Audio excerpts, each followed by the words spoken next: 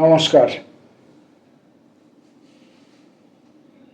Hieroglyphic চুম্বন ও পিপাসার্ত আমি। এমন অনেক জিনিস আছে আমরা প্রত্যেকটি মানুষই, প্রত্যেকজনই, নারী পুরুষ নির্বিশেষে, ছোট বড় নির্বিশেষে প্রত্যেকেই আমরা কিছু পেতে চাই। প্রতি মুহূর্তেই আমরা কিছু পেতে চাই। এই পেতে চাওয়াটা বিভিন্ন রকমের হয়। কখনো হয় কি একই জিনিস বা একই বিষয় পেতে চাওয়াটা আমরা সারা জীবন ধরে কন্টিনিউ করি, বজায় রাখি। কারণ কি না, পেয়ে ওঠাটা কখনোই বাস্তবায়িত হয় না। একই ধরনের চাওয়া, একই জিনিস চাওয়া, এটার মধ্যেই আমরা লেগে থাকি, কারণ সেটা আমাদের পাওয়াই হয়নি। আবার এমন হয় অধিকাংশ মানুষের ক্ষেত্রে যে একটা কিছু চাইলাম, সেটা পেলাম, খুব দ্রুতই হোক বা কিছুটা বিলম্বেই হোক পেলাম, সেটার মধ্যে কিছুদিন রইলাম, আবার আমরা ভিন্নতর কিছু চাইবার জন্য ব্যতিব্যস্ত হয়ে উঠলাম, আবার নতুন কিছু চাইলাম, আবার কিছুদিন সেই চাওয়ার পেছনে ধাবিত হলাম এবং অবশেষে তাকে পেলাম এবং তারপর তার মোহ কাটল, আবার নতুন কিছু চাওয়ার দিকে ধাবিত হওয়া। ফলে প্রত্যেক মানুষই জীবনে কিছু পেতে চায়, কিন্তু কি পেতে চায় সে? কি সে পেতে চায়? না, যা সে পেতে চায় সেটা ওই হায়ারোগ্লিফিক চুম্বনের মতো। হায়ারোগ্লিফিক একটি সিম্বলিক স্ক্রিপ্ট। আপনারা জানেন যে স্ক্রিপ্ট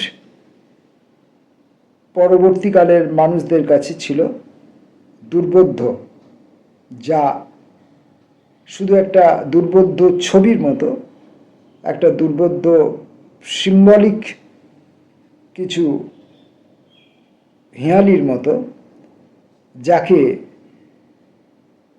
যারা ওই চাওয়ার সঙ্গে সম্পর্কিত নয়, পাওয়ার সঙ্গে সম্পর্কিত নয়, তারা ওই ভাষাকে, ওই স্ক্রিপ্টকে, ওই হরফকে তারা চিনতে পারবে না, পড়তে পারবে না, বুঝতে পারবে না, ছুঁতে পারবে না, ধরতে পারবে না, অনুভব করতে পারবে না। তো সেই রকমই একটা চাওয়া বা পাওয়া হায়ারোগ্লিফিক লিপির মতো। এখন এই যে কোনো জিনিসকে বা কোনো বিষয়কে এই যে পেতে চাওয়া, এই চাওয়াটা হলো চুম্বন, এবং সেই চুম্বনটা হলো ওই হায়ারোগ্লিফিক লিপির মতো। আর যার ফলস্বরূপ আমরা সারা জীবন পিপাসার্তই থেকে যাই, আমাদের পিপাসা কখনো মেটে না। এমন বহু গান, এমন বহু উদাহরণ আপনারা রবীন্দ্রনাথের রচনার মধ্যে, বিশেষত গানের মধ্যে পাবেন। আমি কোনো রকমের কোনো বিদ নই, তাই এখনই সেগুলি উপমাস্বরূপ, উদাহরণস্বরূপ উল্লেখ করতে পারবো না। কিন্তু বিভিন্ন সময়ে, পড়ার সময়ে বা গান শোনার সময়ে, কবিতা পড়ার সময়ে আমি এমনটা উপলব্ধি করেছি।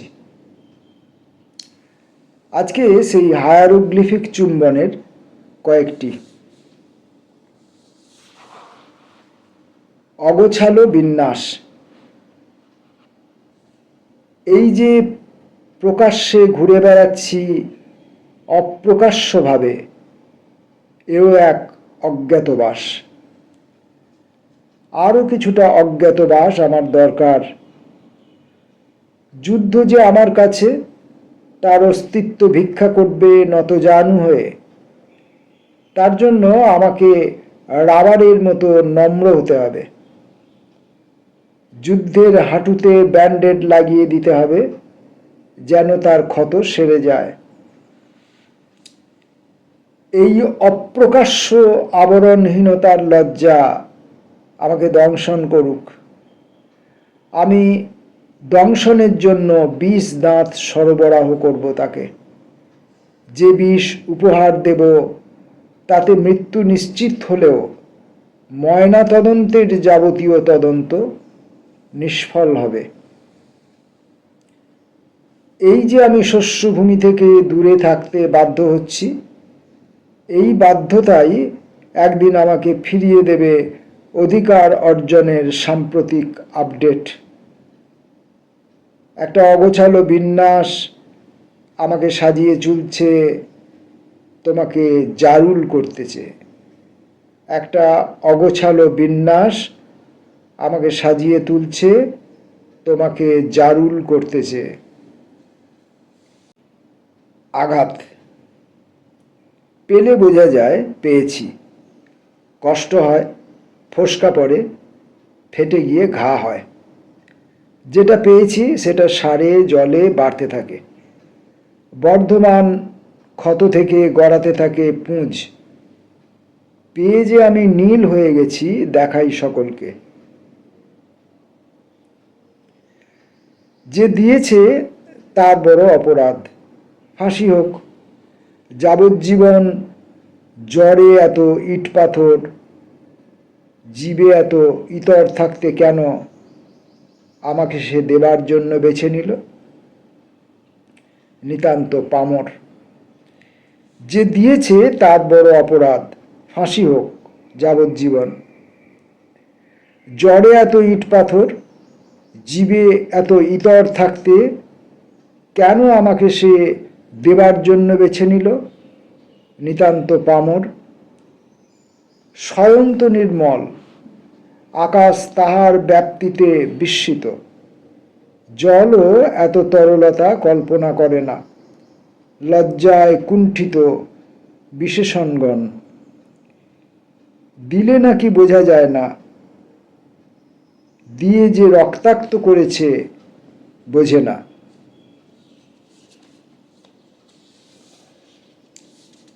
একাকিত্বের প্রেম। একাকিত্ব এখনো মানুষকে তার সম্পূর্ণ পরিচয় দেয়নি। মানুষ কেবল বুঝতে পারছে বাড়িতে ঘরে ঘরে দুটো তিনটে খাট বিছানা এখন শুধু তারই। করিডোরে হাঁটার সময় কারো মুখোমুখি হতে হয় না। হাঁড়িতে যতটা ভাত ততটা খাবার ক্ষমতা তার নেই। উপচে পড়ছে অসহ্য ঘড়ি। অনেকদিন সে রাস্তায় যায়নি। গেলে দেখতে পাবে সেই পুরনো রাস্তাগুলোই অকারণ বেড়ে গেছে দৈর্ঘ্যে প্রস্থে। অথচ অপুষ্টি রয়েছে তাদের শরীরে। শহর কখনো কি ভেবেছে সে এতটা স্বল্পবাক হবে? মানুষ তো কখনো বিশ্বাস আহার করেনি। পুটুস গাছের ছোট্ট ফুল জানত, তবু সে হাসিকে কখনো অট্ট হতে দেয়নি, অপেক্ষায় ছিল। একাকিত্ব একদিন দেখবে নির্জন মানুষের ছায়াটুকুও নেই, অন্তরীণ।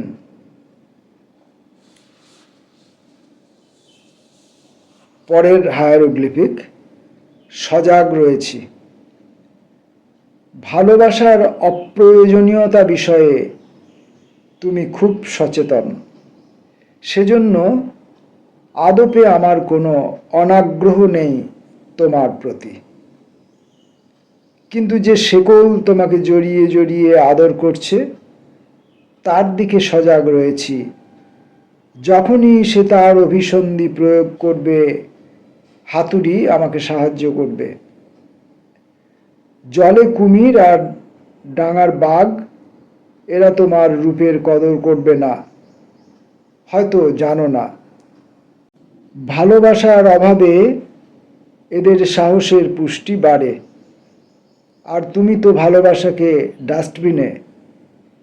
ওরা রক্ত মাংস পছন্দ করে।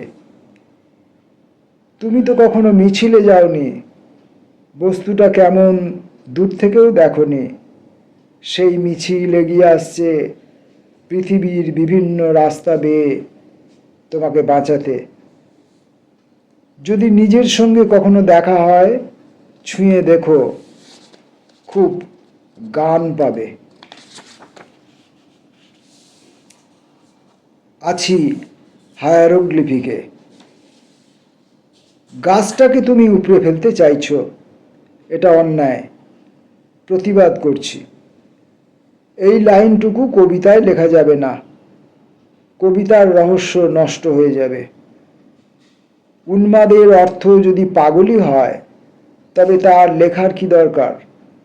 বরং পর্ণময় ঋতু এমনভাবে লেখো, ইহাও হয় উহাও হয়, কিংবা চিচিং ফাঁক। আমি সরকারি আধিকারিক, সত্য বলা আমার নিষেধ।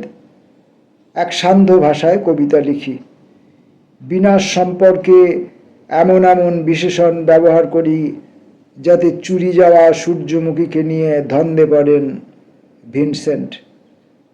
কৌশল। অন্ধকার এক বিষধর সাপ চতুর্দিকে সকলকে দংশন করছে, মারা যাচ্ছে অসংখ্য মানুষ। একদিন তাদের সঙ্গে কফি হাউসে কবিতায় ছিলাম। আমি কাব্য সাধক, বন্ধু স্বজন দেশ ভাষা কেউ আমার নয়, আছি হায়ারোগ্লিফিকে।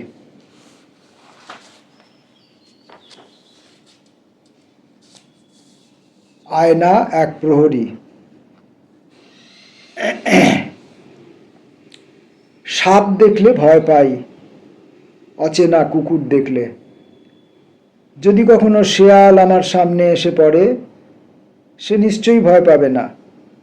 আরশোলাকেও অল্প অল্প পাই। আজকাল তো মানুষ দেখলেও খুব, সত্যি বলছি, পেতে পেতে ভয়ের পাহাড় হয়ে উঠছি। নিজেকে নিয়েও ভয়ে আছি। অথচ চতুর্দিকে সাহসী মানুষের মেলা। সেই সব সাহসী মানুষকে আর মানুষ বলে বিশ্বাস হচ্ছে না। কাউকে রাক্ষস তো কাউকে দেবতা। অর্থাৎ কাউকে ভয় না পেলে মানুষকে মানায় না। ভয়ও তাহলে ভালো? পাও পাও, আরও ভয় পাও। ভয় পেতে পেতে মানুষ হয়ে থাকো। সাহসী লোকেরা কংস হয়ে যায়, দুর্যোধন হয়, এমনকি হিটলার। দিনরাত একটা আয়নার সামনে বসে থাকা, আয়না তোমার ছায়ার প্রহরী।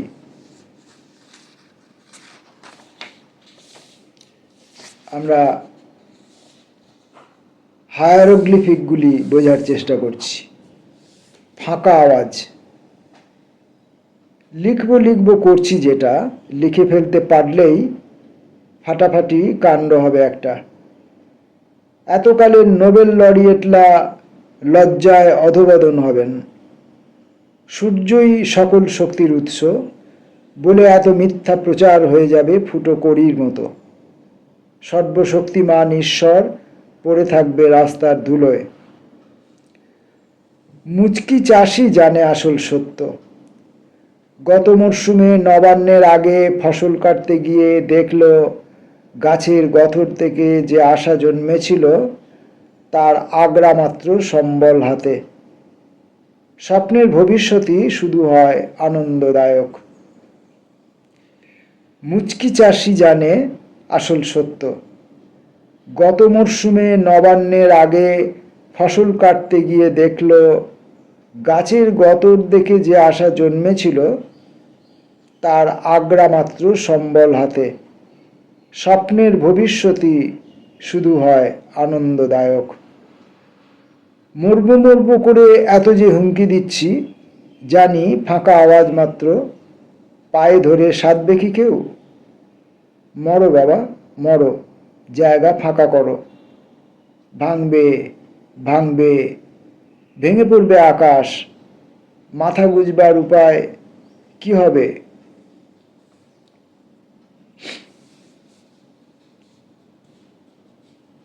হৃদয় ও স্পন্দনের বিবাদ মিটলে। হৃদস্পন্দন বন্ধ হয়ে গেছে সম্পূর্ণ। পৃথিবীতে আজ আর কোথাও কোনো তরঙ্গ নেই। যে মরা খবর মিথ্যে হয় না, ছড়িয়ে পড়ার কথা হু হু করে হাওয়ার সাহায্য পাচ্ছে না, পৌঁছাতে পারছে না তার কানে। কারো সর্বনাশ শুনলে যার পৌষ মাস আরম্ভ হবে। মন্দনও অমিল। প্রজাপতিদের জন্য ফুটেছিল ফুল, তারপর মূল সমেত কেউ সব গাছ উপড়ে দেয়। মিলনবিহীন সমস্ত পরাগ বরাদ্দ হয় ঝাড়ুদারদের জন্য। দাহর সব শ্মশানের পথে একা, কেউ তাকে রাস্তা দেখানোর জন্য নেই। হৃদয় ও স্পন্দনের বিবাদ যদি মিটে যায়, ঘড়ি চলতে শুরু করবে। তখন সময়ে সময়ে যখন যেমন ছায়া ফেলার কথা তা ফেলব। মাটি ও নদীর রমণে নতুন উপন্যাস জন্মাবে কেবল তোমাকে নিয়েই।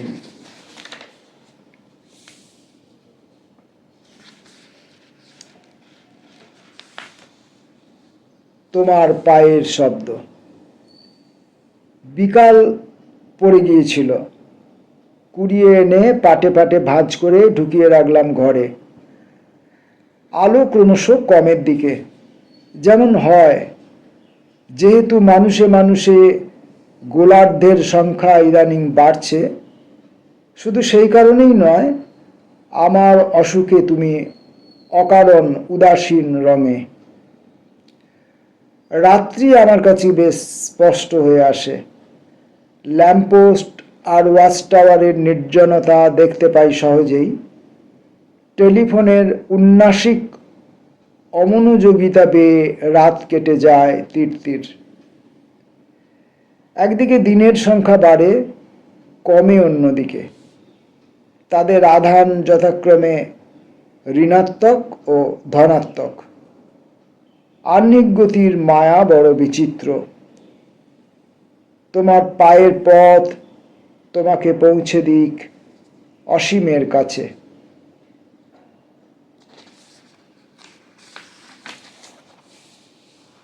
আজকের মতো হায়ারোগ্লিফিকগুলো এই পর্যন্ত।